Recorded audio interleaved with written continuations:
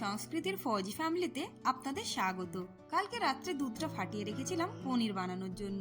দেখুন কত সুন্দর পনিরের একটা শেপ চলে এসছে আর টাইটও হয়ে গেছে। এরপর কলাটা কেটে নিচ্ছি একটা ব্যানানা শেক বানাবো বলে।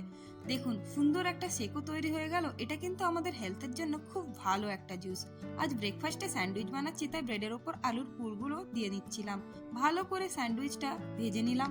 এরপর একটা জিনিস দেখুন, আমায় ও হেল্প করার জন্য চলে এসেছে। কি সুন্দর না? ঘরটা ভালো করে ঝাড়ু মেরে নিলাম। লাঞ্চের সময় হয়ে গেল। এই যে বাটিতে যেটা দেখতে পাচ্ছেন, এটা রাজস্থানের একটা ট্র্যাডিশনাল ডিশ, যেটা বেসন দিয়ে তৈরি। আর যেই রুটিটা দেখলেন, এটা সব রকমের ডাল দিয়ে বানানো। সত্যি বলতে এটা খেতে খুব টেস্টি ছিল।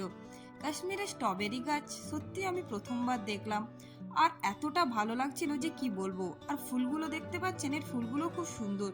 এত সুন্দর লাল স্ট্রবেরি। এর মধ্যে কিছু স্ট্রবেরি এখনো একটু পাকতে বাকি রয়েছে। শেষমেশ আমি স্ট্রবেরি একটা তুলেই নিলাম। আমি ততক্ষণ স্ট্রবেরি খাই, আর তোমরা চ্যানেলটা সাবস্ক্রাইব করে পাশে থেকো।